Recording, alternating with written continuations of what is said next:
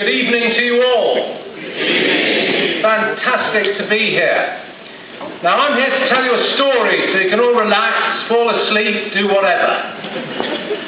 But it's a story about what is truly possible to achieve in life. And I've tried really hard to live my life by the following words. If you can do or dream you can, begin it now, for boldness has genius, power and magic in it. Sounds good, doesn't it? I like it. And this is a story that is not mine. It's our story. The story of a very small team of people who took on quite a few things that people said could not be done, and we did it. Therefore, this is our story. And my intention in coming to speak to you, which really matters to me, because you are leaders, is that after the next 45 minutes, I hope and pray that you will feel that this really is our story. Now, one hugely important word that Atma mixed out in his excellent introduction. I have to be honest in saying I am the first person in history stupid enough to have walked to both bloody poles. 1,600 kilometres on foot to the South Pole. 1,400 kilometres on foot to the North Pole. And if you are that person, and I am, I guarantee you that Rob Swan is only sure, really sure, of four things forever. First and foremost, I'm sure I hate bloody walking, that's definite. Secondly, it's enjoyable to come to a country that occasionally gets hot. Imagine plus 45 degrees, you're familiar with this. Disco time. Right, what's happening? And imagine plus 45 degrees.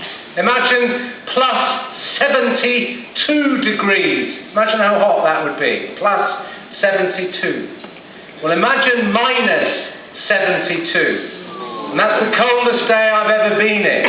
And that's so cold that sweat turns to ice inside your clothes. So number two thing I'm sure of is I do not enjoy having ice in my underpants. Sensation is yet to thrill. Working on it. Thirdly, after over 50 long years on Earth, I'm still hopeful, but I don't think it'll ever happen. No insurance company will give me life cover. You'll understand why. And lastly, and you will face this whether you like it or not, before I undertake any mission, still, most people say to me two things. First, Rob, you're definitely going to fail. Secondly, with an even bigger smile, they say, and Rob, you are definitely going to die. Now, I call these people the positive bastards. Don't listen to them. Never listen to negative. It's not worth listening to. We, as a very small team, with no resources, no backup, managed to go and achieve those things. When I come home to so-called civilization, the same people who sent me away saying death and failure welcome me back with a twisted smile, saying, Rob, the only reason you did all this is that you are completely insane, mad, crazy. And I thought it might help if we started this evening with a short focus on a bit of madness. Could help.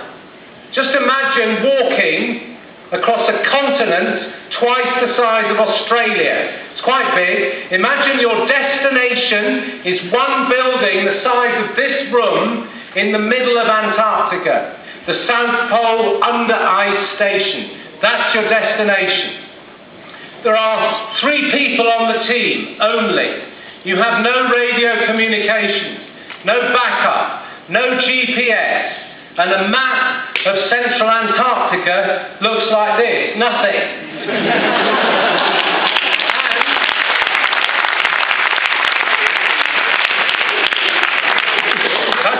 Manageable. You're marching 9 hours a day, 7 days a week for 70 days in a row. You're pulling on your back 180 kilograms. That's all manageable. The problem is, on the team of 3 people, 2 of them aren't speaking to each other, and the only thing those 2 agree on is they hate me.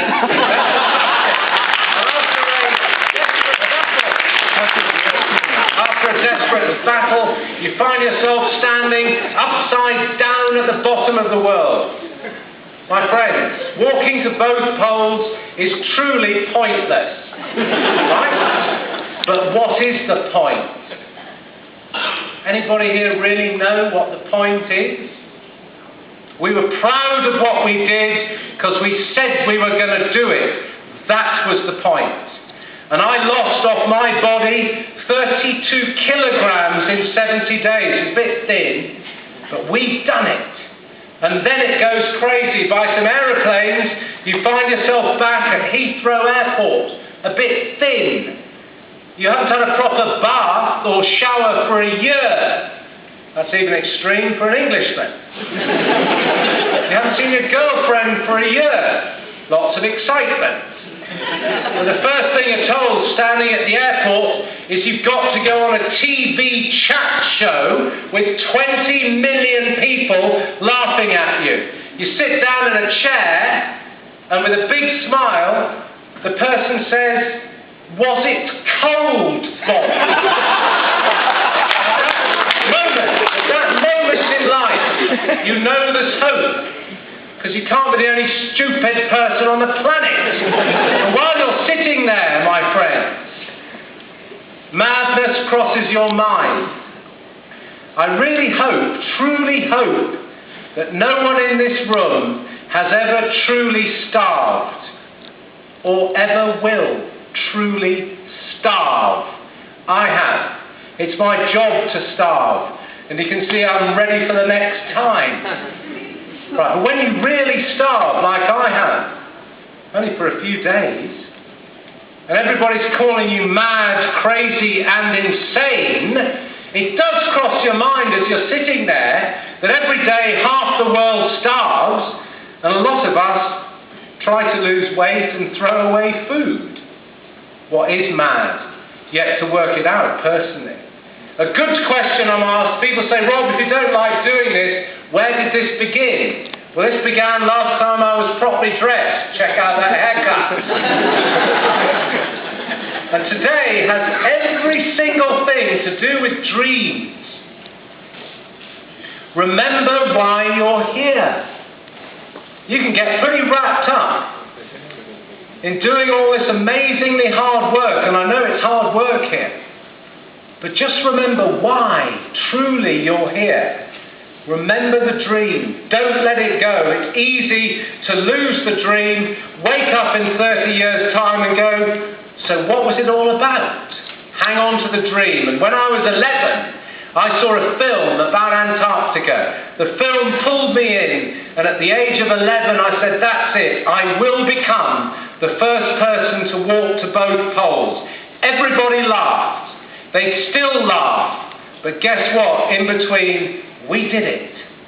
And I also found, when I was at university, that the idea of becoming a polar traveller went down pretty well with girls at parties. I think that was probably the main motivation. So, at the age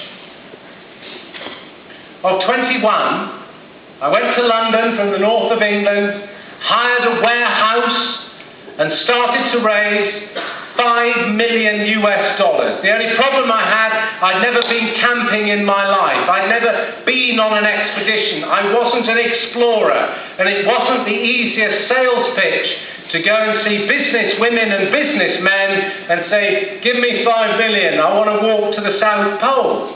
They'd say, do you have experience, boy? And I'd say, well, not yet. This wasn't a strong sales pitch. And I hired a warehouse in the East End of London on the River Thames. and began to raise that money. At night I would drive a taxi in the docks of London, and in the day, suit and tie on, go and try and raise money. After 5 years of trying, people were still laughing at me. Everybody said, no, come back another time.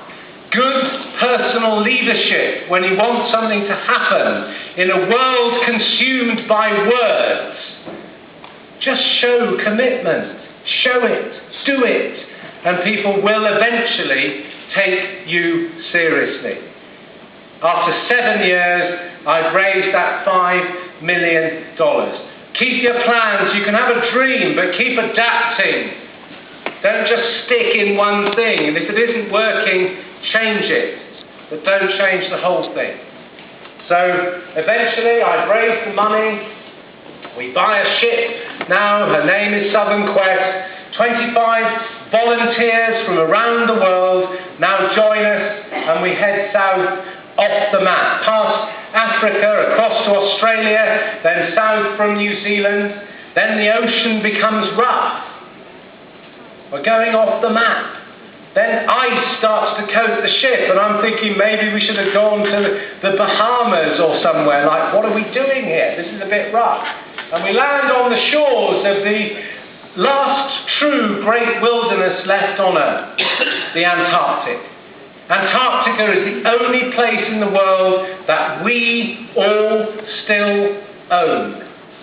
Divide the area of Antarctica into the number of people on Earth, and you own an area the size of a football pitch. But everybody does. We own Antarctica, all of us. And we will live here on the edge and then make a journey as far south as you can go, the pole itself. 5 of us now wave goodbye to the ship, and we are alone in Antarctica for the next year. No radio communications. Nearest shop, nearest rescue, 6,000 kilometres away in New Zealand. We're on our own now. We're as far south as you can take a ship anywhere on Earth. The ship now leaves, goes back to Australia, and we just hope that they will return a year later. 5 of us now go inside a tiny little house on the edge of Antarctica. 5 very different people. In life, don't choose easy people for your teams. If I'd taken all my best friends on this trip, trust me, we would have raised a lot of money, had some fantastic parties, and definitely dropped dead in the first week. That wasn't the plan. So I chose very different, strong people. People I didn't like, and they didn't like me. But on every team, if everybody's thinking the same, no one's thinking. Choose people who challenge you. Don't choose people that say yes, that's not good enough. And we had 5 very strong people. John Tolson, of course, as an Englishman, wore a tie in Antarctica. He was our cameraman and never said a word. He never spoke for a year. We wanted to kill him. Gareth Wood, here, is so well organised, he's ill. He can do nothing without 10,000 checklists per hour, has special notebooks for every day of his life. He's what I call anally retentive. Get the picture? Marvellous chap, hard to live in a box with myself. Ask me anything, I'll always just say yes, because I'm pretty lazy. On the left here, Roger Mir. He's climbed Mount Everest in winter. One of the finest mountaineers the world has ever seen. But ask him anything, he has one answer, no. He's the most pessimistic person you'll never wish not to meet. I mean, really, he's depressing. And on the left here, our Dr. Michael, he is a scientist. And we can't run away.